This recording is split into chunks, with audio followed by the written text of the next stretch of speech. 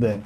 하나님의 말씀이 선포되어지고 그 말씀이 내면에서 영적 감동으로 안아져서 인도받는 것이 꿈을 통해서도 그렇고 이런 말씀을 통해서도 다 가는 거예요, 여러분. 그래서 말씀을 딱 들을 때는요, 성령의 내적 감동, 오늘 나에게 성령이 말씀하시는 걸 좀 듣는 그 민감도가 올라가야 돼요. 그래서 말씀은 절대로 분석하거나 판단하거나 다른 기준의 잣대로 옳고 그름을 보는 게 아니에요. 여기에서 내게 주시는 그 음성이 있는 거예요, 여러분. 아멘이십니까? 그것을 딱 찾아가지고 그것을 나에게 삶에 하나님께서 내게 진짜 말씀하신 걸 듣는 거예요. 그때 예배가 되는 거예요. 저는 어떤 예배를 하는 거냐? 전하는 자는요, 하나님의 음성을 전하는 통로가 되는 거예요.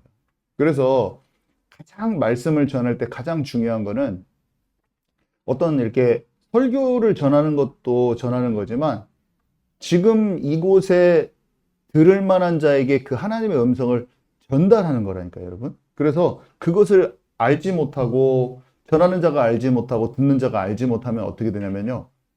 잠이 막 떨어지는 거예요. 왜냐면 하나님이 지금 나에게 말씀하시면은 정말 재밌거든요.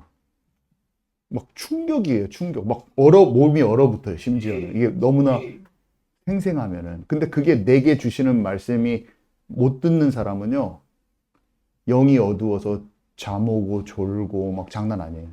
그래서 한번 여러분 들어보시기 바랍니다. 이 놀라운 것. 저는 책을 읽어요.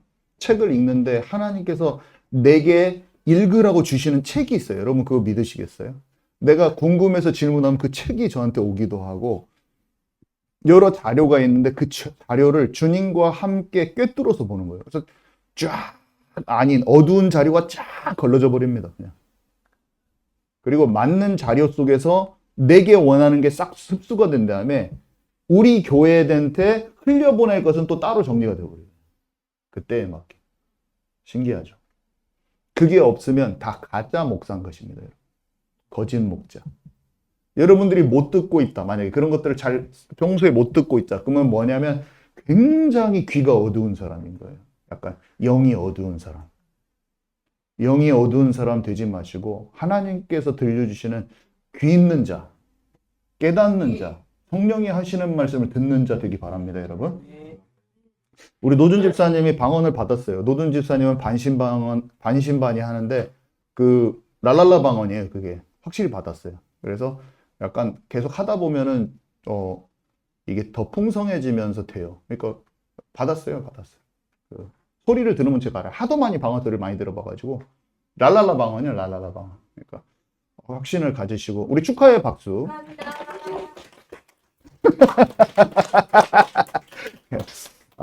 저는 영국에서 방언 받을 때 우리 양진희 장로님도 말했지만 내 속사람이 너무 다듬어지지 않아 있어가지고 나는 내가 막 다 예수님처럼 변한 다음에 방언이 터지는 줄 알았더니 완전 죄인 그 자체인데 불신자 막 거의 막 중독된 상태에 막 삶 속에 있는데 방언이 나오더라고요. 내가 이게 뭐냐 하면서 엄청 괴로웠거든요. 방언 처음 받을 때 보통 그런 생각을 사람들이 많이 하는데 왜냐면 자기의 죄된 습성이 막 육신 체질이 안 이겨져 있어가지고 그래서 방언을 주신 겁니다. 방언은요 육신 체질을 영적으로 변화시켜 주는데 좋은 도구예요.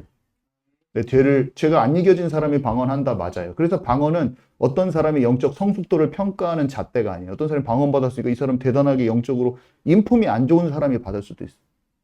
여러분 아시겠죠? 그래서 선물은 연약한 자에게 주는 거야, 하나님이. 나눠줘서 그걸 도구로 나를 잘 수행해서 너를 잘 다듬어 가. 그것을 이해 안 가도 자주 해보렴. 이렇게 주님이 우리에게 말씀하시는 거예요. 그래서 자꾸 해보고 하면 그것에 대한, 주신 것에 대한 선물에 대한 깊은 것을, 깊고 좋은 것을 깨닫게 되어 있습니다.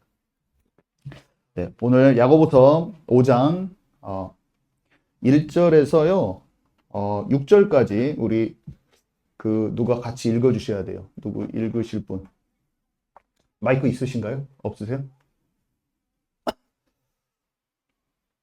이게 나가야 되니까 누가 읽으셔 주셔야 됩니다.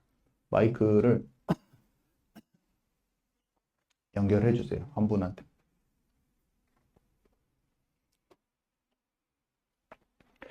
처음 거는 제가 같이 읽도록 하겠습니다. 1절부터 6절입니다. 시작. 들으라 구한 자들아 너에게 이 말 고생으로 말미암아 울고 통곡하라. 너희 금과 은은 녹이 슬었으니 이 녹이 너희에게 증거가 되며 불같이 너희 살을 먹으리라. 너희가 말세에 재물을 쌓았도다. 보라 너희 밭에서 추수한 뿜꾼에게 주지 아니한 삭시 소리 지르며 그 추수한 자의 우는 소리가 만군의 주의 귀에 들렸느니라. 너희가 땅에서 사치하고 방중하여 살육의 날에 너희 마음을 살찌게 하였도다. 너희는 의인을 정죄하고 죽였으나 그는 너희에게 대항하지 아니하였느니라. 예. 첫 번째 이 앞부분은 지금 뭘 설명하고 있냐면 말세에는요 사람들이 재물을 쌓는 부자들이 많은 거예요. 이 사람들은 고생하고 통곡하게 됩니다, 여러분. 이 사람들은요 이 세상에 부자가 많죠. 사람들은 다 숨은 동기와 자기 유익과 계산적이에요. 전부 다 돈을 조금 벌면 그 돈을 그렇게 대하고 있어요. 그래서 금과 은이 녹이 들어가지고 그 재물 쌓은 자들은 불같이 너희 살을 먹으리라. 이걸 좀 주세요. 누구 아까 첫 번째만 제가 그렇게 한다는 것이고 좀 해주세요. 자, 그래서 세상에 장사하는 사람들, 비즈니스 하는 많은 사람들이요 자신이 이렇다는 거를 깨닫지 못해요. 보통 거기에 휩쓸리면 안 돼요. 다른 사람은 그렇게 하고 그것을 그 체질에서 못 벗어날 수도 있어요. 근데 우리만큼은 믿는 자들은 그 영적 분위기에 있으면 안 돼요. 잘 여러분 제 말을 전부 다 만몬이 우상이에요, 여러분. 그리고 헷갈려요. 다 그렇게 하니까 이렇게 안 하면 하나님의 방식은 믿지는 것 같아서 못 해요. 흘려보내지 못해요. 절대로 못 흘려보냅니다. 근데 사람들이 그렇게 하기 때문에 그게 정상인 줄 알고 있다는 거예요, 여러분. 근데 여러분 다 비즈니스도 하고 여러 가지 일을 하겠지만 절대로 여러분만큼은 그 기준에 있지 마세요. 말세 때 그렇게 하라고 주님이 야고보를 통해서 지금 말씀하시는데 잘못된 기준으로 한 거를 몰라요. 그래서 자기는 그런 기준으로 살아서 예수 믿고 망했어. 근데 자기의 기준을 계속 다른 사람한테 기준을 주면서 훈수 두면서 그렇게 사는 사람들이 많아요. 자신의 기준을 계속 들이미는 거예요. 어떤 식으로 하냐면은 4절에 보니까 이렇게 자기가 재물을 움켜쥐는 기준에서 벗어나지 못한 사람들이 계속 전달하고 있어요. 너희 밭에서 추수한 품꾼에게 주지 아니한 삭시 소리 지르며 그 추수한 자의 우는 소리가 만군의 주의 귀에 들렸느니라. 이 노동자들 있잖아요. 사람을 썼어요. 사람을 썼으면 그 사람들의 임금을 착취해가지고 제대로 안 주는 거야. 그래서 그 사람들의 마음이 너무 슬퍼요. 그래서 마음이 상하면서 아우성을 치는 거예요. 그 소리가 하나님께 상달이 됐는데 그 마음에 자기는 몰라. 근데 계산하는 마음들이 있는 거예요. 그래가지고 올바른 풋삭을 못 줘. 그 자기 안에 있는 욕심과 계산들이 많이 있는 거예요. 그 숨겨진 동기와 숨겨진 계산이. 여러분 신명기 24장 15절을 찾습니다. 신명기 24장 15절입니다. 우리 같이 좀 읽어주세요. 신명기 24장 15절 말씀 우리 함께 읽습니다. 시작. 그 품삯을 당일에 주고 해진 후까지 미루지 말라. 이는 그가 가난함으로 그 품삯을 간절히 바람이라. 그가 너를 여호와께 호소하지 않게 하라. 그렇지 않으면 그것이 내게 죄가 될 것임이라. 네, 아멘. 품삯을 자꾸 미뤄요. 줄 것을 안 주고 계속 미뤄. 그런데 그 사람은요 돈이 없는 거야. 그래서 돈이 없어가지고 그것을 간절히 원해서 하나님께 호소하는 마음이 드는 거야. 하나님 정말 제가 돈이 없습니다. 제가 마땅히 일한 것에 대한 것을 받지 못한 마음이 제 마음에는 너무 들어요. 근데 제 마음이 너무 답답해요. 주님, 여호와께 호소하게 만드는 것은 그게 죄인 거예요. 죄예요, 죄. 근데 여러분 늦지 않게 올바른 돈을 그대로 공평하게 줘버리면 하나님의 더 복이 임하는 거예요, 여러분. 세상에서는요, 주지 마. 조금이라도 더 네가 챙겨. 그 사람한테 합당하게 주지 말라고 합니다. 그게 야, 이게 자본주의 사회에서 당연한 거 아니야? 그렇게 생각해요. 근데 하나님의 나라에선 절대 그렇지 않아요. 그 사람이 일한 만큼 주잖아요? 그때 하나님께서 채워주시는 거예요, 여러분. 여러분, 세상 방식대로 하지 마세요. 세상에서 다 거기에 쩔어 있어요. 장아찌 쩔어 있는 것처럼 쩔어가지고, 그렇게 하고, 그래 놓고 자기는 장사 다 말아먹고, 제대로 하지도 못했어. 그러면서, 다른 사람, 내가 하는 사람한테 가르치기에는 어떻게 하냐면, 짠내 나는 인색함과 자기 욕심을 전달해가지고 그렇게 하라고 해요, 장사도. 장사 가르치면 그렇게 가르칩니다. 여러분들은 절대로 세상의 기준으로 마지막 때 재물에 대해서 그렇게 하지 마시고 하나님께서 하실 일을 믿고 그것을 그 사람에게 합당한 것을 품삯을 주기 바랍니다, 여러분. 하나님이 그 사람을 여러분에게 큰 비즈니스를 맡길 거예요. 그 잘못된 장아찌 같이 돼 있는 사람 말 듣지 마세요. 그것같이 허탄한 게 없는 거예요. 세상의 재물에 대해서. 말씀은 우리를 살려버립니다. 아멘이십니까? 말씀을 살리는 거예요. 말라기서 3장 5절 보겠습니다. 말라기서 3장 5절. 이게 심판받을 죄인데 하나님이 이 품삯 주지 않는 것을 얼마나 다른 죄하고 동일시하는지, 어떤 죄들하고 동일시하는지 한번 보겠습니다. 말라기 3장 5절. 말라기 3장 5절입니다. 우리 함께 읽도록 하겠습니다. 시작. 내가 심판하러 너희에게 임할 것이라. 점치는 자에게와 간음하는 자에게와 거짓 맹세하는 자에게와 품꾼의 삭세에 대하여 억울하게 하며 과부와 고아를 압제하며 나그네를 억울하게 하며 나를 경외하지 아니하는 자들에게 속히 증언하리라. 만군의 여호와가 말하였느니라. 아멘. 하나님께서 심판을 하시는데 점치는 자하고 간음하는 자하고 동일시 여기세요. 누구를? 노동자에 대해서 그에 합당한 임금을 주지 않는 것. 이게 하나님을 경외하지 않는 거라고 분명히 성경이 얘기하고 있습니다. 하나님을 올바로 섬기지 않는 심판받을 일이라고 그랬어요. 눈을 여자를 보고 음욕을 품으면 간음한 거라고 이미 했잖아요. 이런 작은 것을 하나님 앞에 하나님의 마음에 합한 쪽으로 나의 상황에서 그렇게 할 줄 아는 저와 여러분 되시기 바랍니다. 이 마지막 때 너무 필요한 거예요. 이 사람이 하나님의 막힘 없는 만몬을 우상 삼지 않고 마지막 때 흘려받을 수 있는 요셉의 천국을 얻을 자들로 하나님이 사용하실 것입니다. 이 재정의 비밀을 여러분 아시기 바랍니다. 그래서 세상에서 너희 마음을 살찌게 했대요. 5절에 보니까 세상에서는 다 이런 방식으로 해요. 일꾼들한테 정당하지 않게 해요. 그거는 세상에서는 맞는 방식이에요. 불의의 제물로 친구를 사라고 그랬잖아요. 불의의 제물로 친구를 살 수 있는 사람이 많지 않아요. 여러분, 예수님을 사는 것만 딱 생각하고 내 품꾼한테 삭스를 주는 것이, 가난한 자에게 내가 대하는 것이 예수님께 대하는 걸 모르는 사람들이에요. 작은 일에는 내가 올바로 하지 않으면서 내가 예수님 믿겠다고 하고 큰일 하겠습니까, 여러분? 선교비만 팍팍 지원하겠습니까? 아니요. 내 직장에서 나에게 묶여진 그 사람에게 품삯을 올바로 줄 아는 게 예수님을 아는 자의 그 마음에 합한 자의 첫걸음이라는 거예요. 아멘이십니까? 여러분 그렇게 하지 마시기 바랍니다.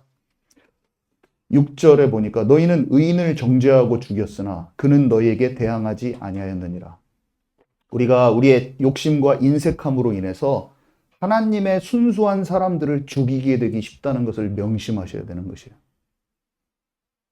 우리의 욕심과 인색함이요, 나의 계산됨이 순수한 하나님의 사람들, 순수하게 하나님의 나라를 위해서 헌신한 자들의 마음을 굉장히 아프게 만들어버리는 거예요. 심령을 죽입니다. 그럼 그 사람들이 연약한 자를 연자매 또래다, 연약한 자를 연약하게 이렇게 실족하게 하면은 연자매 또래 가는 거예요, 여러분. 여러분 그렇게 하면 안 돼요. 사람들의 마음을 답답하게 하지 말고 사람들의 마음을 시원케 하는 경제인들이 일어나시기 바랍니다. 자, 그 다음에 7절부터 8절 우리 함께 읽도록 하겠습니다. 시작.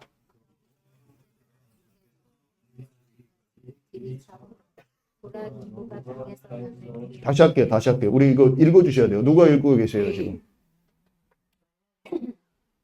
아니요. 우리는 계속 야고보서를 읽을 거예요. 다시 말라기로 한번 갔다가도 야고보서로 다시 오셔야 돼요.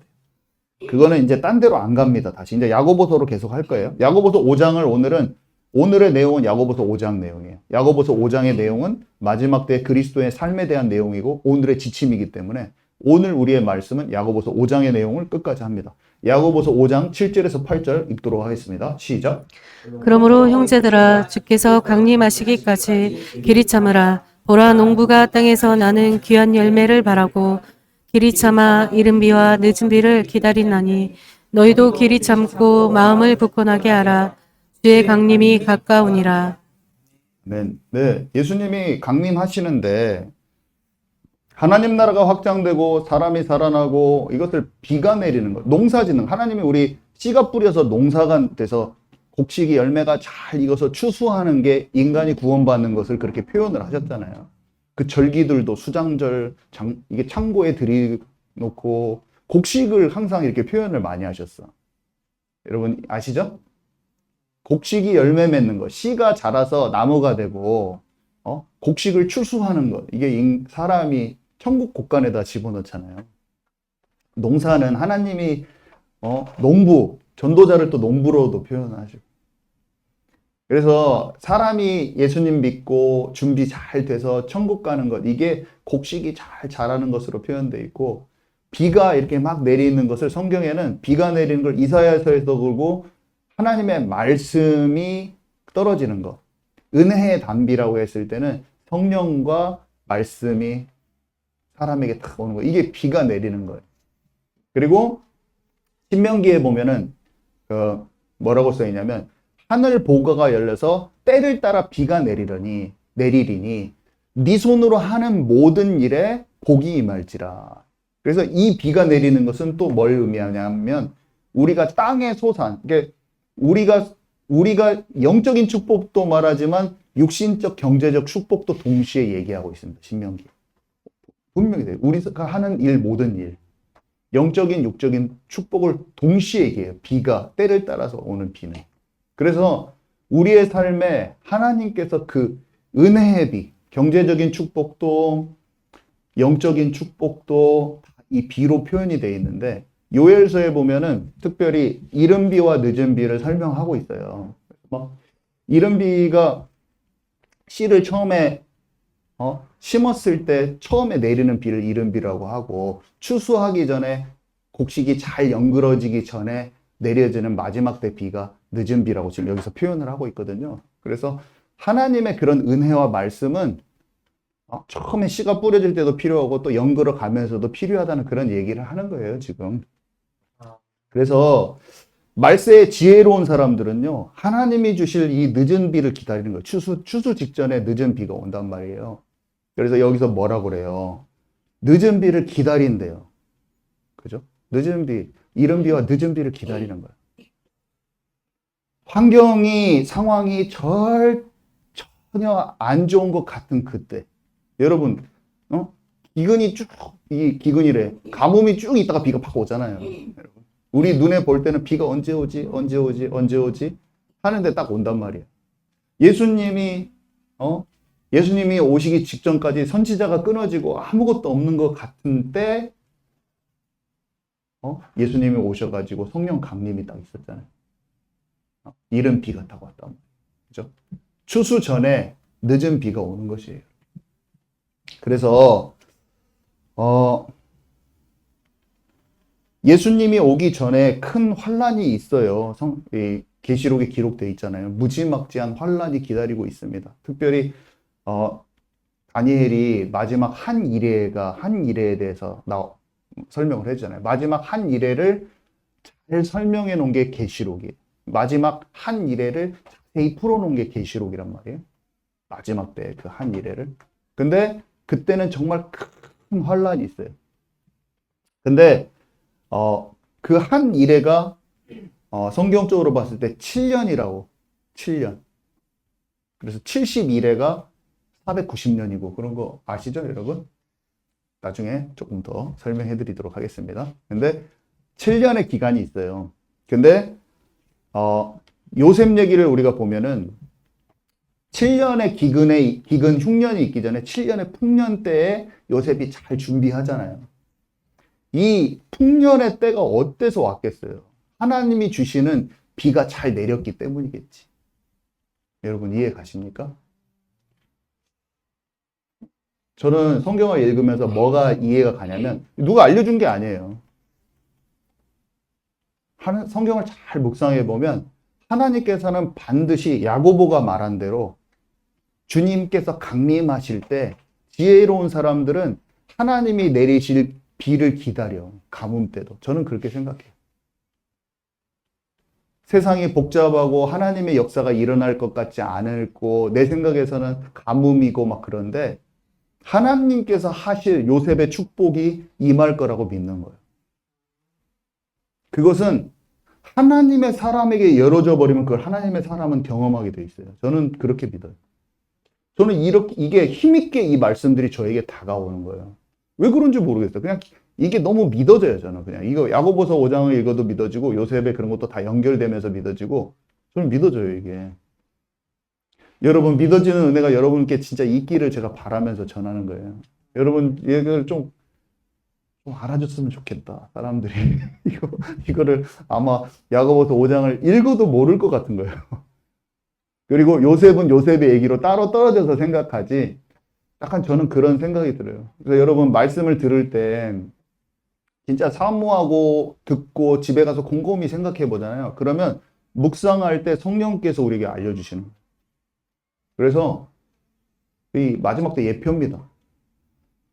7년 풍년, 7년 흉년 이런 거 예표예요. 바로가 거의 적그리스도예요. 바벨론의 느부갓네살도 적그리스도고 그걸 적그리스도 예표예요. 니므롯도 적그리스도 예표고. 강대국, 제국들이 결국에 계속 제국들이 일어나서 그 제국들이 애굽, 아시리아, 바벨론, 페르시아, 헬레니즘 제국, 로마, 그 다음에 마지막 7번째 될 마지막 제국이 요 제국들이 다 짬뽕 돼가지고 하나의 짐승으로 딱 드러나거든요. 계시록에 보면. 그러니까 그 이전에 있던 제국들과 그 제국에서 하나님께 쓰임받았던 인물들이 마지막 때에 그 큰 제국과 짐승과 적그리스도가 움직였을 때 살아남아 있는 남은 자들의 그 역할인 거예요. 그래서 우리가 마지막 제국 때, 지금이 마지막 때인데 그 제국에서 많지 않은 숫자일지라도 하나님의 진짜 응답받고 그 성령의 큰 역사를 체험한 그 인생들이 되기를 하나님 바라시는 거예요. 아멘이십니까, 여러분? 그래서 다 그게 예표예요, 예표. 그 막 진짜 몰아치고 힘들게 한다니까, 그 사람들이. 근데 막 꽁꽁 묶어버려요. 막 풀무불에 집어넣고 막. 근데 거기에 잘 보면 하나님의 사람들, 환란 속에 들어가도 다니엘 같은 사람들 보세요. 하나님이 역사를 하시는 그 사람 통해서. 우리는 그 응답을 받는 것입니다, 여러분. 그래서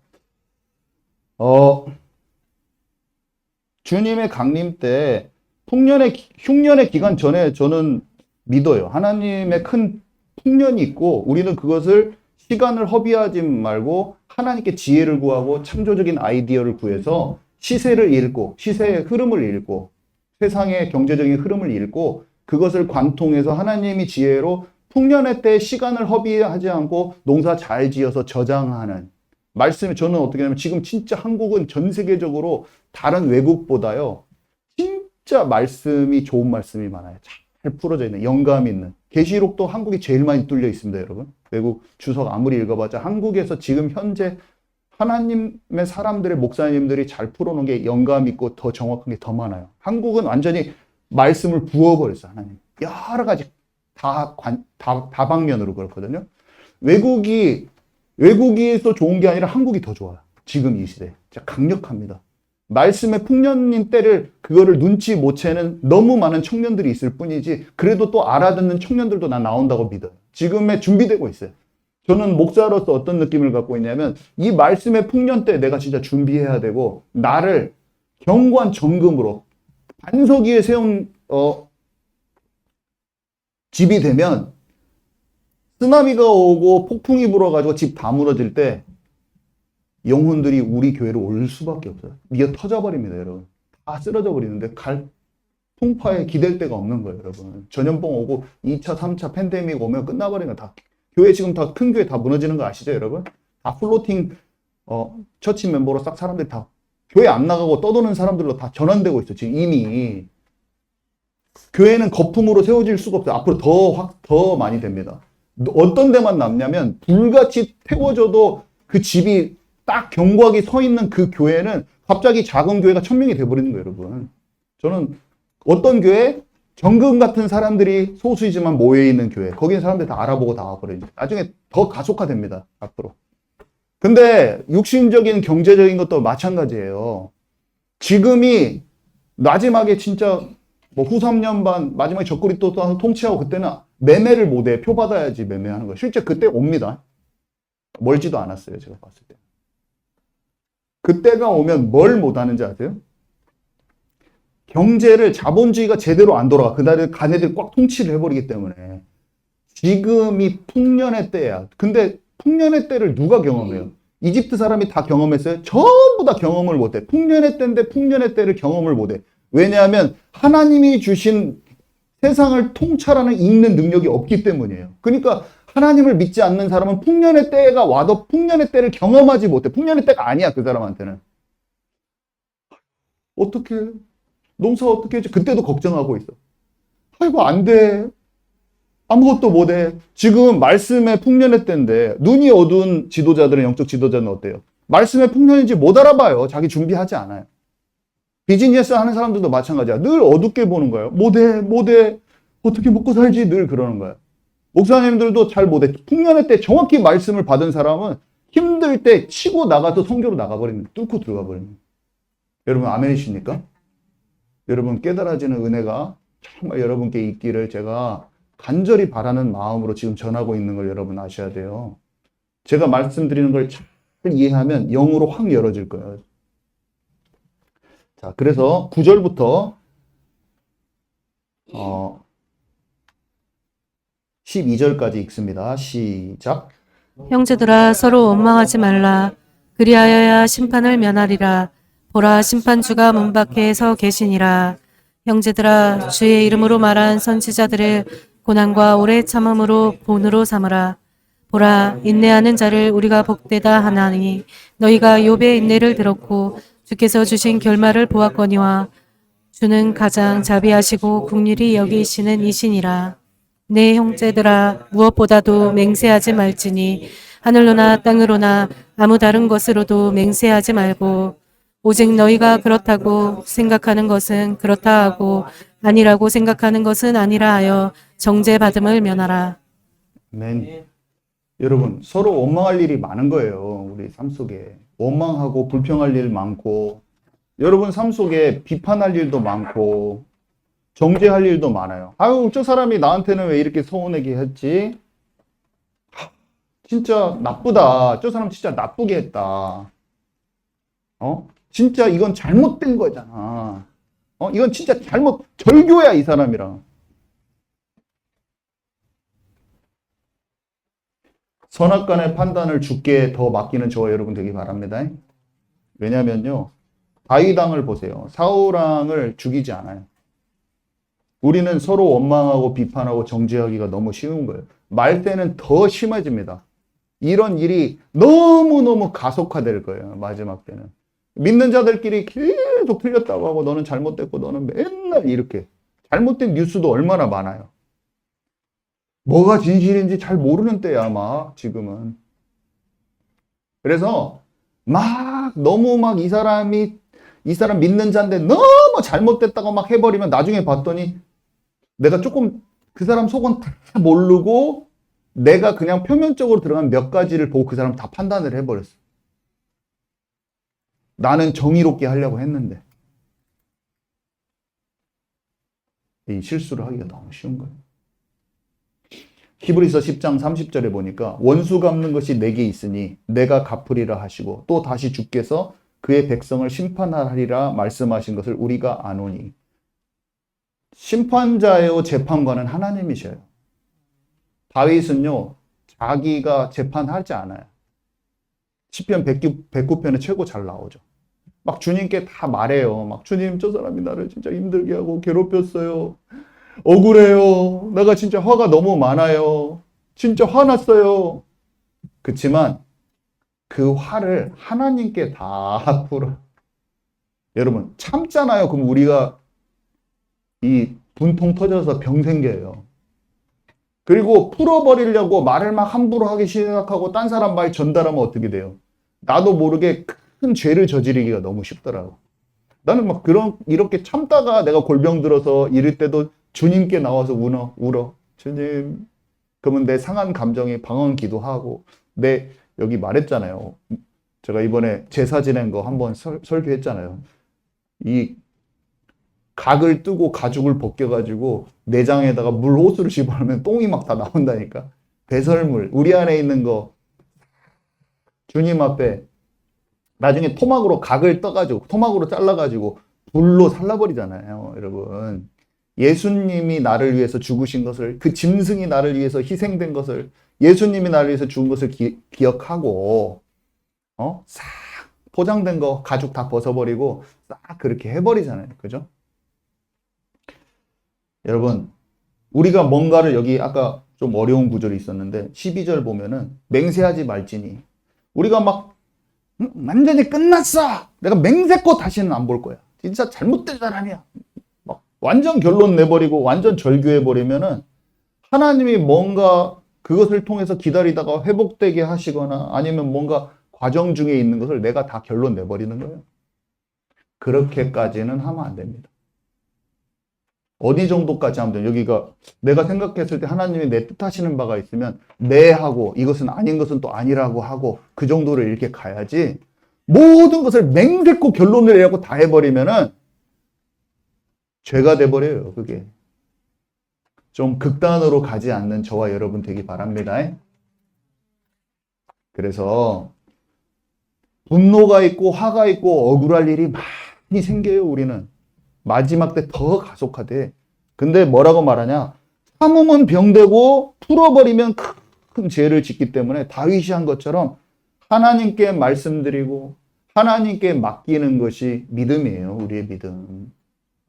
그래서 방언 기도가 왜 좋냐면 우리의 속사람은 그걸 잘 못해요. 우리 안에 내가 죽어야 돼 하면서 막 내가 골병 들거나 아니면 저 사람 때문에 그랬어 그러고 막 그 원망의 말을 못 버리는 그 나의 중심을 속사람이 제압을 하면서 이겨지게 하는 거예요. 주님께 막 주님께 뱉어내는 거예요. 내 말할 수 없는 탄식으로 주님이 재판관이요, 주님이 모든 것을 원수를 갚아줄 뿐이요. 내가 속에서 막 말하고 있는 거야. 내 영이 갚아줄 뿐인데 내 육으로는 막 엉뚱한 기도하고 있어. 근데 그 기도가 자꾸 내 영이 내 육신까지 감동을 주게 해주는 게 방언기도의 역할이라. 내 영은 하나님께 내가 얘기하고 있는데 내 생각은 마음은 왜 원통하니 하는데 갑자기 어느 날 기도를 막 방언기도, 목사님 방언기도 계속 하라니까 뭔지도 모르고 방언기도 막 하고 했는데 어떤 사람은 입 다물고 방언기도 안 해. 아직도 제가 보면은 방언기도 할 줄 아는데도 자기가 육신의 기도를 하고 있어. 그렇게 하지 마시고 하나님이 그게 개인의 덕을 세워준다고 했지만 그 말씀을 그냥 믿으세요. 성경에. 아멘이십니까? 성경을 믿으세요. 성경을. 그냥 해요. 그러면 어떻게 되냐면 내 영혼의 소리가 청취가 되기 시작해. 계속 하다 보면 내 영혼은 내 감정의 쓰레기를 하나님께만 말하고 있구나. 그것으로 나를 죽이는 것도 아니고 뱉어서 상대방을 죽이는 것도 아니고 재판관 대신 하나님께만 내 영혼이 말하고 있는데 이상하게 내 마음은 열매 맺지 않았으나 영이 자꾸 상쾌해지는 거야. 왜 그럴지 했는데 사람의 얼굴이 밝아져. 점점. 속 사람이 속에서 치유가 되고 있는 거예요. 그럼 나중에 그게 알아집니다. 자꾸 내 체질이 바뀌어요. 우리 그것을 깨닫는 저와 여러분 되기 바랍니다. 그래서 하나님이 다 갚아주셔요, 여러분. 하나님이 다 갚아주실 걸 믿는 거예요. 그분이 재판관이신 거예요. 마지막 때일수록 더 그렇게 믿으라고 지금 야고보가 얘기해 주는 거예요. 보복하지 않고 원수 갚지 않고 내 안에 악한 것 나도 내 스스로도 악하잖아요. 나도 잘못하면서 저 사람 하나님이 맨날 나한테 서운하게 했다고 그 말만 하고 있어. 그 사람은 약해 빠진 사람인데 내 속에 상한 것, 내 안에 악한 것을 다 그리스도께 내어놓는 게 진짜 기도예요. 치유되는 기도. 우리는 잘 못했을지라도 내 안에 영의 기도를 잘 들으면서 기도를 전환시켜 나가는 저와 여러분 되시기 바랍니다. 네, 그래서 13절에서 16절 읽도록 하겠습니다. 시작. 너희 중에 고난 당하는 자가 있느냐? 그는 기도할 것이요. 즐거워하는 자가 있느냐? 그는 찬송할지니라. 너희 중에 병든 자가 있느냐? 그는 교회의 장로들을 청할 것이요. 그들은 주의 이름으로 기름을 바르며 그를 위하여 기도할지니라. 믿음의 기도는 병든 자를 구원하리니 주께서 그를 일으키시리라. 혹시 죄를 범하였을지라도 사하심을 받으리라.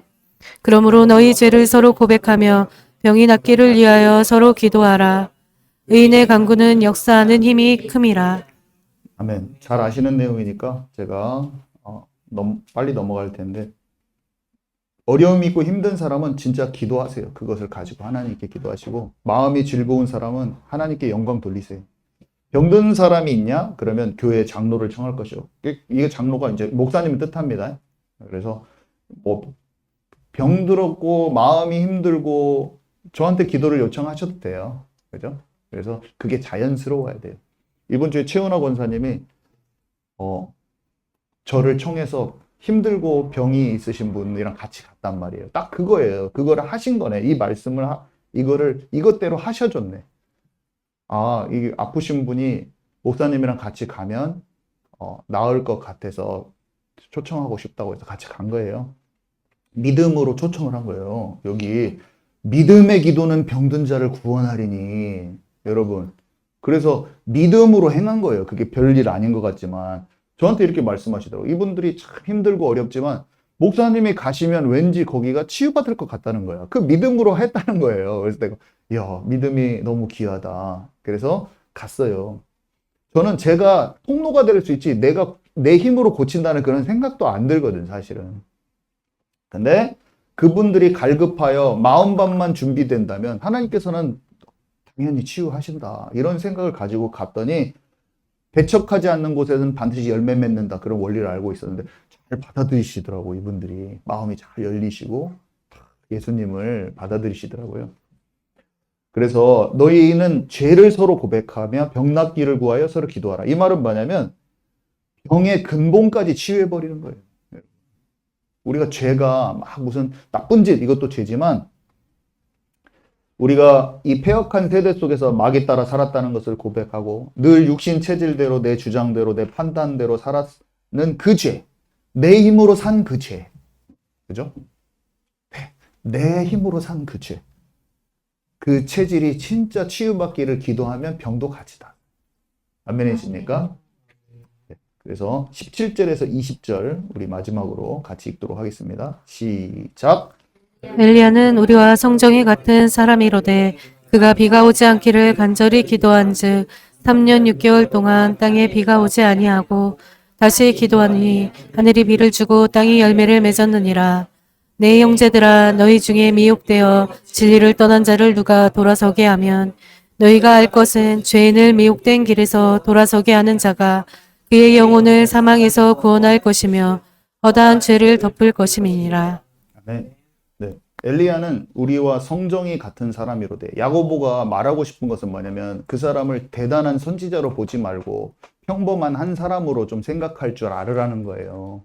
그 사람이 대단했으니까 그런 능력을 나타냈다고 보지 말고 평범한 여러분과 저도 가능하다는 것을 얘기하고 싶어요, 야고보가. 그러면서 먼저 기도했을 때는 가뭄을 놓고 기도를 했잖아요. 사람들이 너무나 이 사람이 우상 숭배하니까 가뭄 달라고 했거든요. 근데 이제 3년 6개월 동안 비가 내리지 않았는데 비를 달라고 기도하니까 비를 준 거예요. 그래서 저는 3년 6개월을 딱 보는 순간 후 3년 반? 이런 게 생각이 나더라고. 그러니까 7년의 반절이야, 3년 반은. 그죠? 그리고 가뭄의 때에 가뭄이야. 봤을 때는 절대로 비가 안 올 것 같아요. 그 사람들은 전부 다 올 거라고 생각을 안 합니다. 근데 이 엘리야는 하나님께 기도를 하는데 손바닥만한 구름을 딱 보잖아요. 그래서 믿음으로 딱 기도하니까 딱 비가 내린단 말이에요. 여러분, 절대 안 될 것 같은 그 상황 속에서 하나님이 비를 주실 것을 믿는 믿음이 필요한 거예요. 여러분, 아멘이십니까? 그거는 나의 비즈니스의 경제적인 축복도 마찬가지고 절대 이 사람이 예수 믿고 안 돌아올 것 같아. 저는 솔직히 최은하 권사님이랑 간 그 집에서 그분들을 만났을 때는 표면적으로는 잘 믿을까 안 믿을까 전혀 안 믿게 생겼어. 내 생각하고 다른 거예요, 여러분. 아멘이십니까, 여러분? 내 생각대로 되지 않아요. 내가 몰라요, 그것을. 다 모르는 거예요. 그래서 여기서 보니까 이 기도 얘기를 하고 비가 내린 것을 얘기하면서 뭐를 얘기해요? 진리가 떠난 자가 돌아오는 것을 얘기하잖아요, 지금. 이 야고보는요. 마가복음 5장에 야이로의 딸이 죽었을 때 사람들의 구경꾼들의 생각과 예수님의 생각이 전혀 다른 것을 극명하게 대조해서 보여주는 장면이 나오는데 구경꾼들, 그러니까 사람들이 이 소녀가 죽었으니까 당연히 상식적으로 이 소녀는 죽었습니다. 죽은 게 맞아요. 그죠? 근데 예수님이 뭐라고 말씀하세요? 이 아이가 죽은 것이 아니라 잔다. 이러면서 소녀야 일어나라. 그러니까 즉시 소녀가 일어나서 걸었어요. 저는 어떤 마음이 드냐면은 이런 마음이 듭니다. 마지막 때 이제 교회와 사람들의 모습이 죽은 것 같고 회복되지 않는 것 같고 소망이 없다고 생각하는 사람들이 많이 있어요. 한국 교회랑 중국이랑 뭐 이런 데 불타지만 미국 교회는 다 죽은 것 같아.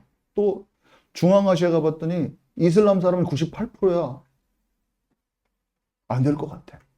내 생각에는 진짜 전부 다 막 이슬람 옷 입고 있고 막 진짜 씨도 안 먹히게 생겼어요. 중앙아시아 가면 알마티 갔더니 진짜 구름이 딱 낮게 어둡게 깔려가지고 진짜 아무도 안 돌아올 것 같아요. 제가 봤을 때 눌리는 마음이 드는데 하나님의 마음을 제가 딱 찾았을 때는 주님이 내게 뭐라고 말씀하시냐면은 네 눈에는 이렇게 보이지만 여기는 깊은 곳이야. 예수님의 제자들이 이때 이 타이밍에 그 깊은 곳은 어부들이 봤을 때는 어부들이 그 물때를 잘 알거든요. 그 동네를 잘 알아요. 그 물을 한두 번 던져본 게 아니야. 딱 빠삭하게 파악을 하고 있는데 예수님이 말씀하신 거예요. 생뚱맞은 데를 생뚱맞은 때에 생뚱맞은 곳에다가 그물을 던지라고 하니까 거기 던져도 안 될 텐데 하는 마음인데 우리가 그 말씀에 의지하여 거기에 던지겠습니다. 이렇게 하는 거예요.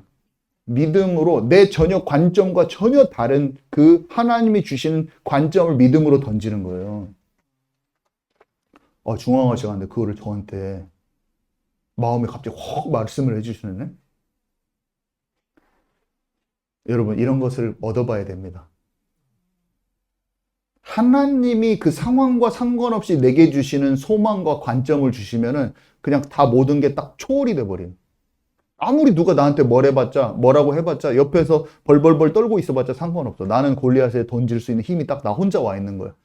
형들이 옆에 와가지고 내가 교만하다고 말해봤자 소용이 없어. 네 일도 제대로 안 하고 있으면서 골리앗하고 싸운다. 그런 말 해봤자 소용없어. 나는 골리앗한테 던질 힘이 주님과 함께 있는 거예요, 여러분. 여러분 환경에 그 일이 여러분한테 있어야 돼요. 그러면 나는 갑자기 그 생각과 하나님 주신 마인드가 초자연적인 일을 돌파를 만들어내버려 우리 삶 속에.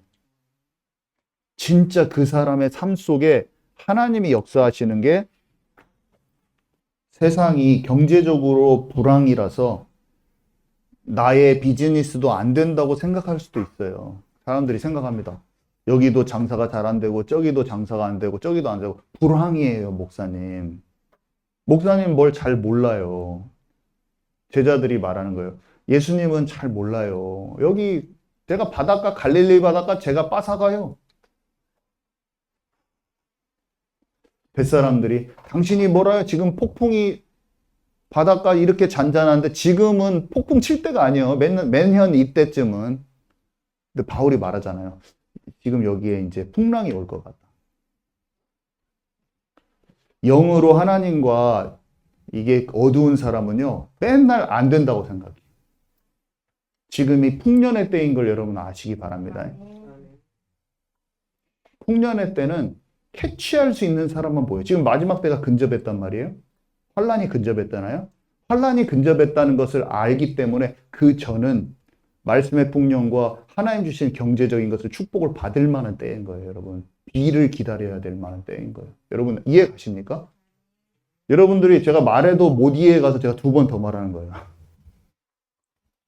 누구한테 오냐? 만문을 우상 숭배하지 않는 그 사람, 청종하는 자의 복, 광주의 떡을 뺏기지 않고 네 소산이 메뚜기가 와서 안 먹고 하는 모든 일에 복을 줄 것이다. 어떤 사람? 돈이 우상되지 않는 사람. 여호와 하나님이 그와 함께 하심을 진짜 사모하는 그 사람. 흘려보낼 수 있는 그 사람. 쥐지 않는 사람. 하나님의 나라를 위해서 내 생명을 내놓은 그 사람. 그 사람에게 하나님 맡기시는 거예요. 비가 오는 거예요. 하늘 보고가 열어서 맡기는 거예요. 근데 사람들은 이것이 준비 안 된 상태에서 복 받으려고 하기 때문에 그게 뭐가 돼요? 기복주의가 돼요. 그리고 여호와께서 주시는 그 복은 못 찾아 먹어. 당연히 누릴 걸 못 찾아 먹어. 맨날 마음속에 양다리 걸치고 있어고 돈을 섬기면 안 되는데 막 율법주의 속에서 매여 있어가지고 내가 취해야 될 당당한 복 속으로 못 들어가서 그것도 못 취하고 기복주의적으로 머물러 있거나 아니면은 율법주의에 갇혀가지고 복을 못 취해. 늘 주여 주님 하실 수 있지 않습니까? 저 좀 도와주십시오. 이 사업이 잘 되게 해주십시오. 주님 주여 병이 낫게 해주옵소서. 주님 주여 막 이런 걸 하는 거야. 이거는 주님이 주신 힘을 쟁취하면서 그걸 바라보고 있는 입장이 안 된 상태에서 주님을 찾는다고 막 눈물로 막 병 고쳐주옵소서. 배난병 병 고쳐주옵소서. 주님 사업이 안 될 것 같습니다. 두려워 떨립니다. 주님 해야 될까요? 망한 막 이렇게 하고 있는 거야. 이게 모르는 사람이에요. 지금 제 말 이해 가세요? 이게 지금 모르는 상태야. 여기랑 거의 비슷해. 기복주의 하는 거랑 이거랑 거의 영적 상태가 비슷해. 요셉은요, 하나님과 함께 하면서 마음이 평안하면서 그에게 이루어질 일들이 툭툭 이루어진 거예요. 여러분들은 여기에 있습니까? 주여, 납게 주옵소서 믿습니다. 이 기도 속에 있습니까? 아니면 주님께 그런 기복주의 속에 있습니까? 뭡니까? 지금 둘 중에 뭡니까? 뭡니까? 하나님이 지금 내게 물어보시는 거예요. 그래서 안 될 것 같은 데서 아니다. 이런 내 생각이 관점이 바뀌어버리는 게 회개예요. 회개라는 것이 주님 잘못했습니다. 주여 내가 죄져서 이것이 너무 저는 치유가 안 돼요. 이게 아니라 하나님의 관점이 내게 들어오는 거예요. 치유하시는 것도 하나님의 관점. 나를 용서하시는 하나님을 받아들이는 것도 내가 죄 가운데 계속 있으면 막 죄책감만 느끼면서 그 용서함을 못 받는 상태가 아니라 용서함을 받는 것도 하나님의 관점. 내 삶을 이끌어서 열어가실 하나님도 내가 믿음으로 딱 고백하는 그렇게 딱 되는 진짜 회개. 회개가 돌이켜지지는 않고 주님의 마음은 받아지지 않는 상태에서 나를 막 정죄하고 있는 그 회개가 아니라 하나님의 마음으로 깨달아져서 그 축복 안으로 들어가는 회개. 하나님이 분명히 나와 함께 하시고 인도하시겠구나. 세상이 하나님의 시선으로 세상이 돌아가는 걸 보여지는 회개. 전환이 돼버리는 회개가 오늘 저와 여러분에게 있길 바랍니다. 우리 기도 5분에서 10분간 우리 태준 형제 나와서 같이 해주시면서